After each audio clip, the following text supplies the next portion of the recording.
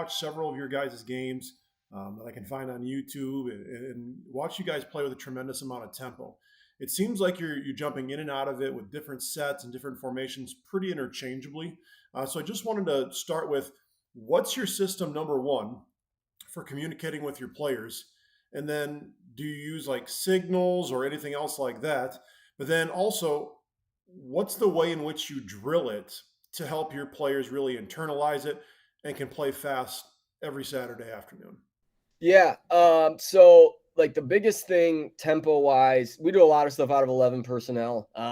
We're limited with how much we personnel change. We try to never truly personnel change when we're in rhythm or when we're moving.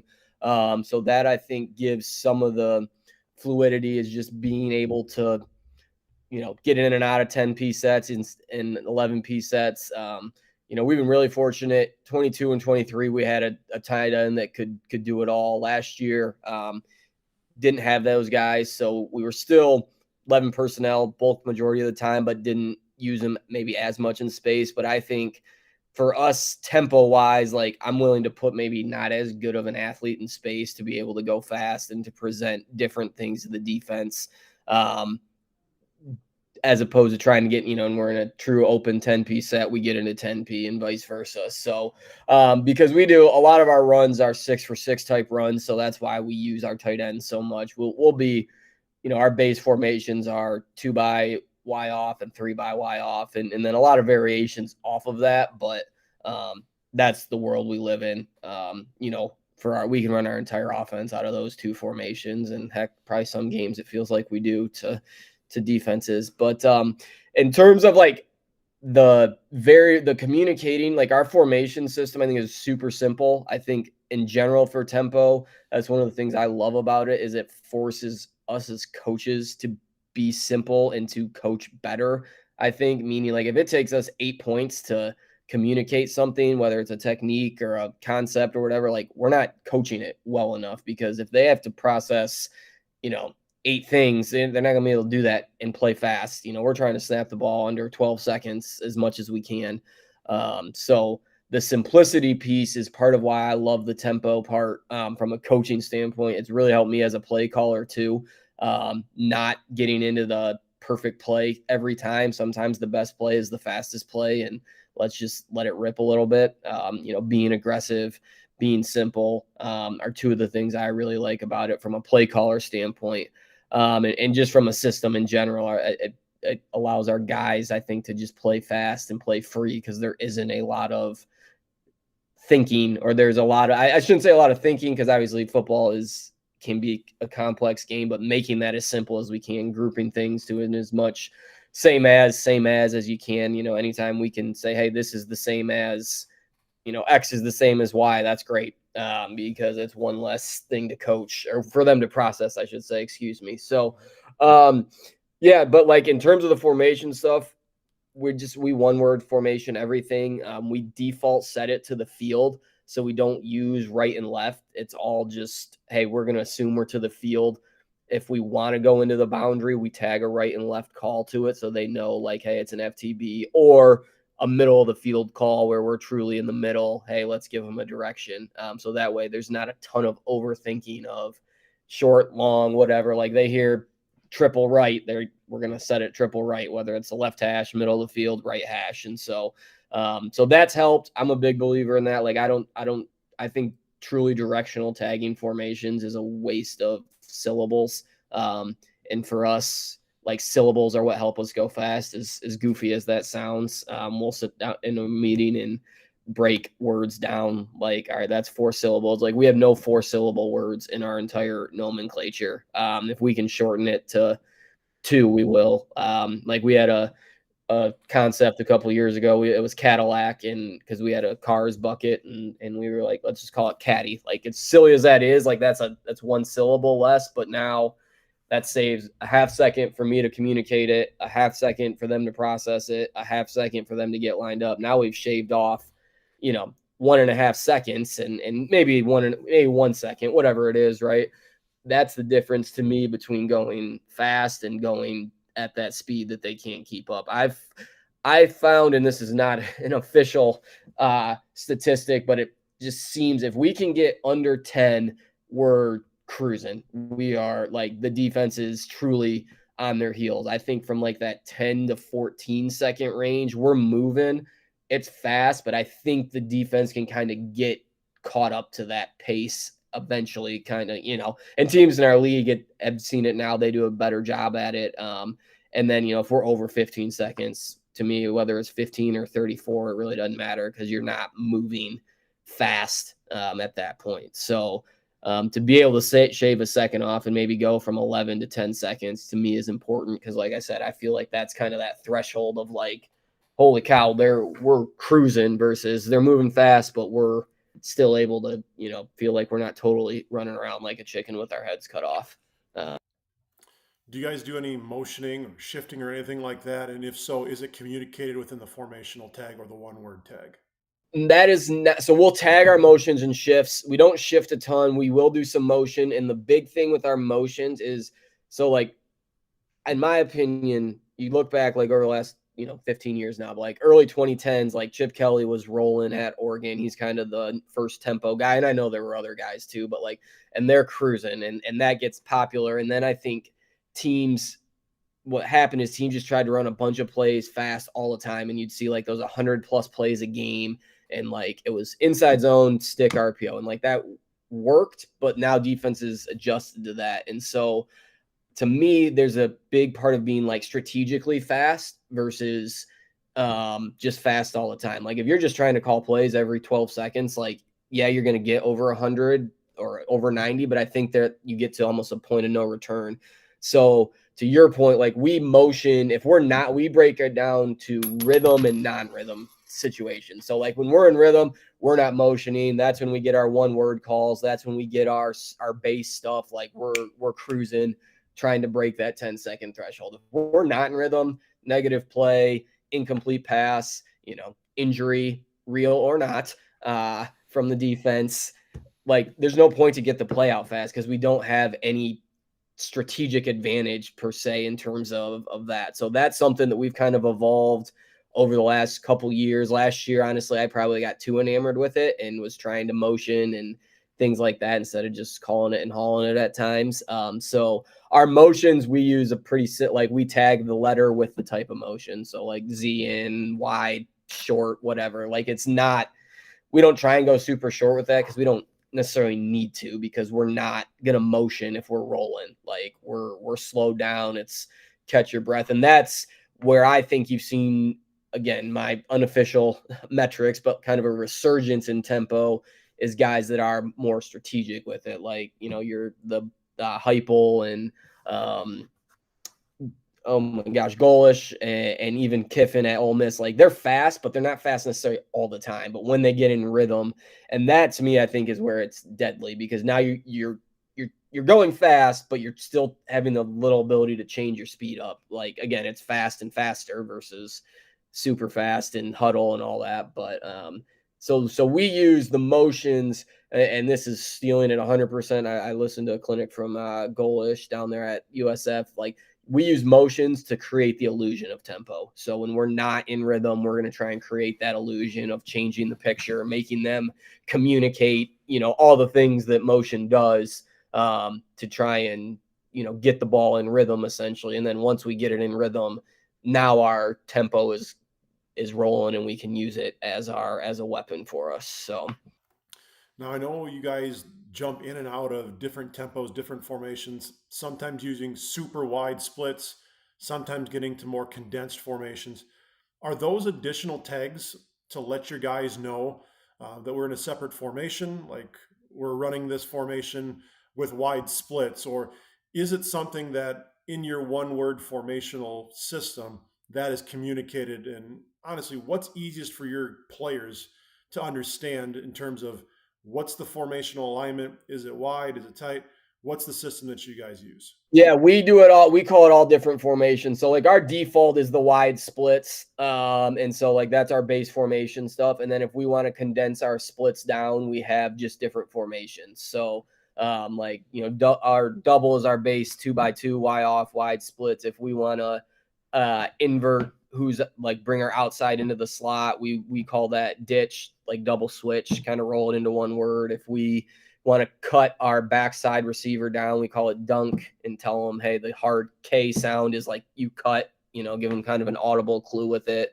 But we don't do like double flip or double cut or whatever. We roll it all into one word. Um, Makes for the signals to get a little, a lot of signals, but at the end of the day, I still think it's easier because I've done it both ways. And like, even though like whatever the word flip can always mean the same thing, they're still processing double and then flip versus if we teach it as ditch, they just process ditches automatically inverted. So it's kind of 6-1, half a dozen the other. But I think like if you we wholesale, we don't tag anything. So I think that helps. I think if we were to have a mix, could be where it gets confusing. In my opinion, I think either tag everything or don't tag anything and just know you have a laundry list of formations, but they're really not different formations really for us. Like when we do our self scout stuff, like we have the actual formation, but then we'll just group them in families too, like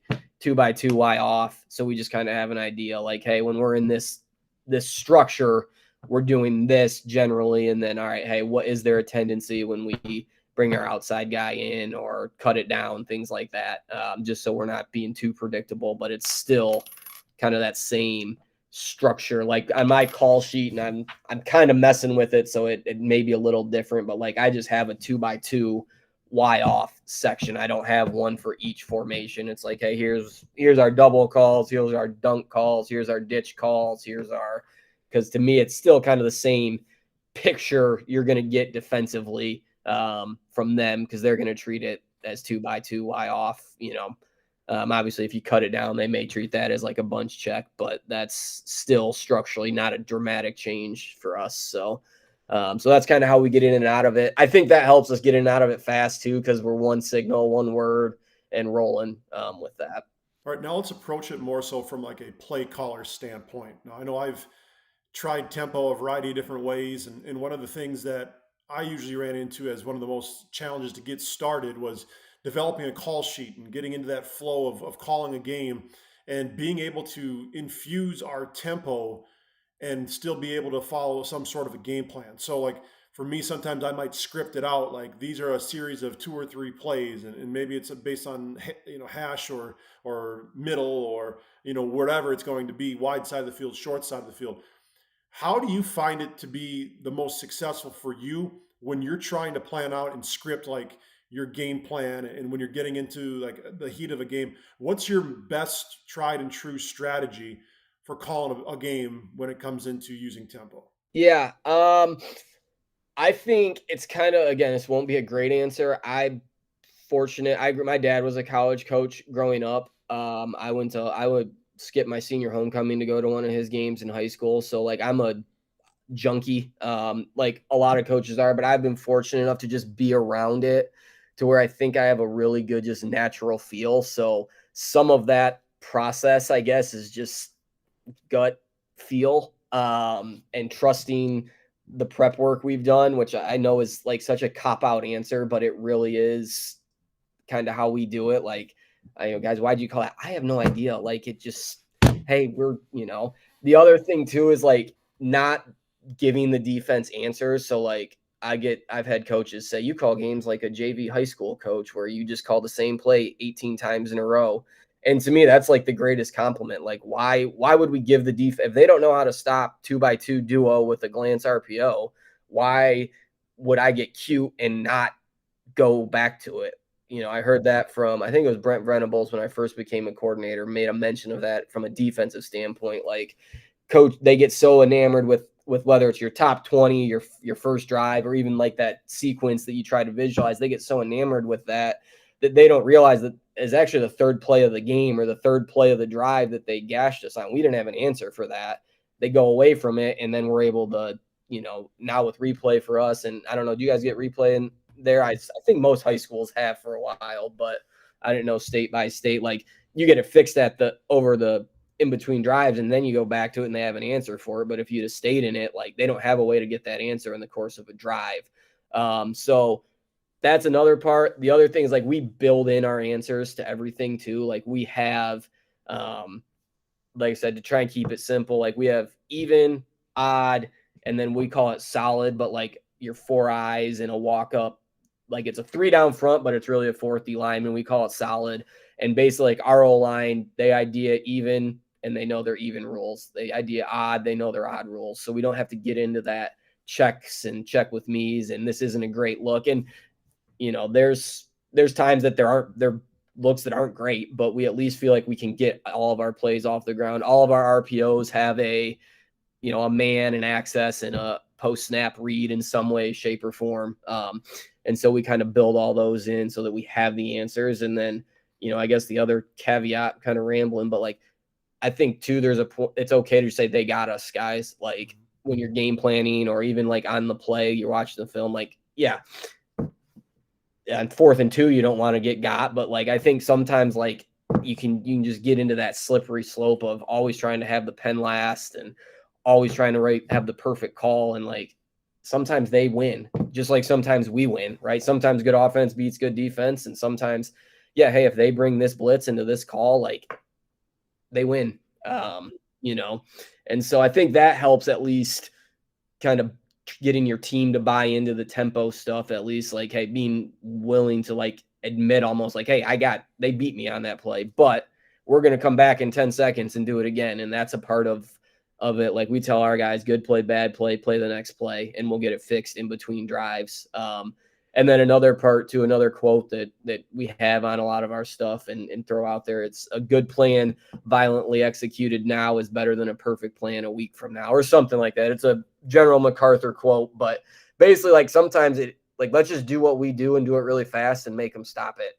And I know that's not a great coaching answer, and we've been really fortunate to have phenomenal football players, so that makes it easier too when you can snap the ball to the best quarterback in school history, who can then hand it to a running back that's the all-time leading rusher, or potentially throw it to an NFL prospect wide out. Like, I am well aware that all of our success stems from the young men that we have and their ability to execute it. But I think to your point of just like getting the tempo going, our guys are so bought in and ingrained in tempo that we are awful in 4-minute offense, like awful. Like you can see the panic almost. And I'm just as bad as the play caller. Like I try and sit on a call and I get it out and there's like 22 seconds left on the play clock. And they're like, I'm like, I sat on as long as I could, coach. So like, it's so ingrained in our guys that we aren't great when we have to slow down.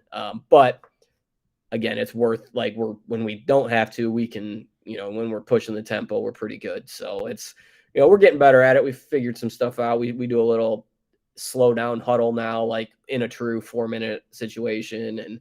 And we actually figured out a system. I will call the play and our signalers know to hold it until the head coach says go, because I literally can't wait. Like we stumbled into that like in a game this year, and he's like, I'll tell you when to signal it. And then after we were meeting the next day, and I was like, coach, like that's the way we need to do this. Like I can't hold these calls. I'm trying. I just am so ingrained, and our signalers are so ingrained, and our guys are so ingrained. So we kind of stumbled into that, and it worked for us. But in terms of the buy-in stuff, like that's a huge part of it too. So we can like say, hey, we're going to run this play in this situation, and it doesn't matter what they're in. We have answers, and we're gonna get it done. So maybe not the best answer, but kind of the way we let it rip a little bit. So switching gears here a little bit, one of the things that jumps off the screen to me when I'm watching you guys play is obviously you guys have a lot of similarity with like the Tennessee systems, with Heupel and some of the South Florida stuff with Golesh. I look at all that kind of stuff, and one of the big things that jumps off is, maybe sometimes the wide splits, but also like the use of choice routes and the use of also like option routes. And so, what are some of your key teaching points when kind of going into like teaching option routes and choice routes?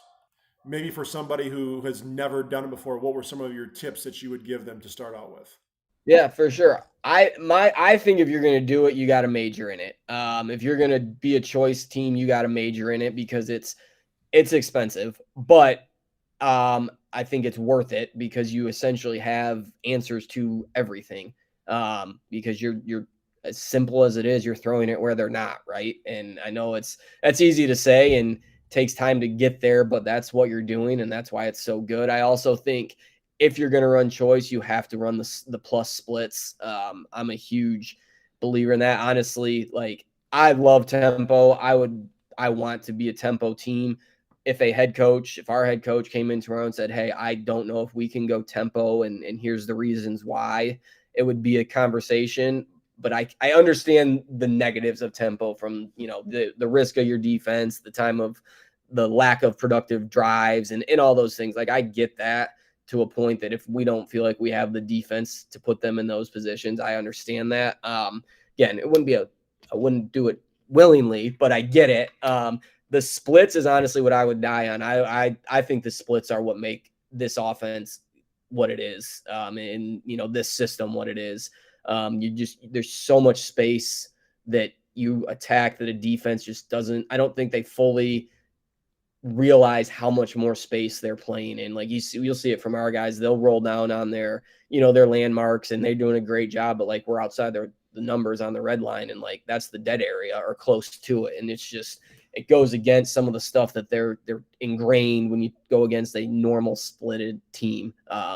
And I loosely quantified it this off season for our guys just so they kind of understand it. Like if we use the logo line and the red line for our splits. So red line halfway between numbers and sideline. We call it the logo line for halfway between numbers and hash. Like those are kind of our landmarks. You say most teams use numbers and hash for their splits, right? Just generalizing. If you use those measurements, you create about 16% more space to attack with your spacing. And so, again, I think that is that a huge number? Maybe, maybe not. But like for our guys to have a quantifiable number of like, all right, we're creating that much more space by aligning properly, helped us be more consistent with our spacing this spring. Again, we have a lot of seniors, so that I'm well aware the players are a bigger part of it than anything I come up with. But so the spacing part, I think if you're going to run choice, you gotta commit to choice. You gotta commit to the spacing. I think the biggest thing too that we tell our wideouts is like it's a wideout driven system. Like it's as good as you make it. We give them the confines and tell them to be excuse me, be definitive with your choice, with your decision. Like run a great stop route. It might not be the best choice based on what the defense is giving you, but if you run a great definitive stop route, we still have a chance. If you run a great definitive post, we have a chance. If you are indecisive at your break point, like that's when choice becomes living on a prayer. You're lobbing up a jump ball into coverage, you're running a lazy post or a lazy stop route, and the defense can match it. So from a wideout standpoint, that is probably the biggest thing is like run with your hair on fire. We put our break point or our decision point at 12 yards. I think you could probably do it at 10 in the high school world. I really do. We push it to 12 just because our guys shortchanged us so much last year. We wanted to make it a point of emphasis to push it deeper this year to really threaten the vertical part of it. And so that part, whether it's inside or outside choice for the wideouts, is just being definitive and decisive and then rolling full speed with it. And then kind of the flip side of that for our quarterbacks, just more philosophy before we can get into like how we teach each route and the rules and all that. But we tell our quarterbacks to anticipate the wide receiver route based on what the DB is doing and trust his rules, but react to what he runs. So like if we're hanging on outside, we're running outside choice and he's getting a bail cover 3 corner, that should be a stop route. He's anticipating the stop route. But if for some reason that wide out thinks, hey, I can beat this cushion and I runs right by him, he throws that go route. And I'm willing to give up, a half second on the timing to make sure we're on the same page in terms of throwing the right route, because I think one makes it a little less inexpensive, I think, because you're kind of reacting some. Again, takes a lot of time, but like, hey, we're reacting to that route. But the bigger reason is like, I want us to be on the same page. And, it's one thing if we run a stop route and the quarterback throws a go, like probably no blood, no foul, other than we look like we've never practiced before, which whatever. But the other part is like he runs a go route and the quarterback thinks he should stop and the corner feels the stop and now we're throwing a stop route to a corner that's probably taking that back to the house potentially. So so that's why we teach the quarterback, anticipate the DB, react to the wide out. And so those are two things that I think have really helped us. I think that quarterback thing might be something we kind of stumbled into because we don't have the big time arms that the Division I guys have as much. So I think it's harder to anticipate and rip it. I think there's a little more indecisiveness at our level, just physics. So that we kind of created that way, and it's been really good for us. I think in 3 years of majoring in this, I'm going to say it's less than 5 times have we been on the wrong page in games, and I think it's probably closer to 1 or 2 than 5. I'm just going to say there's 2 or 3 I don't remember, and I know one of them was our NFL prospect just wanted to run by a guy, and he literally said that on the sideline. So that one was just him being an idiot. So so that's kind of like the confines of it that I think really help us. I think the outside choice is we don't reinvent the wheel. It's decide at 10. If he's even, I'm leaving. If he's dropping, I'm running a stop route. And if he's outside and over top, run the post. I would say coach the heck out of the post. That's something we need to do a better job of. I think guys are a little less confident to do it just because it's a third element. A lot of people have ran like the choice of stop and go throughout their career in some point or whatever it is. And I think that's really good. Like, I just think it's truthfully kind of like the training wheels version of it. And I don't mean that like ours is better, but like you can just have more fun with a post route. Like you got a big post in your arsenal. Now have the ability to throw it over the top. Like I look at my daughters, my 5-year-old's on their training wheels and like she can ride her bike and has fun. My 7-year-old's on her 2-wheel or is on 2 wheels and she's cruising up and down the driveway and like popping wheelies and all that stuff. So I just think you can have more fun when you add that third element to it, be the post or, from the slot choice standpoint, it's the same rules in terms of your cap defender. If he's even, we'd run true slot fade. If he's leaving or if he's even, I'm leaving for the slot fade. If he's dropping, I'm stopping and running that stop route. If he's outside and over top, I run the post, which is really, if it's cover 2, it's a post.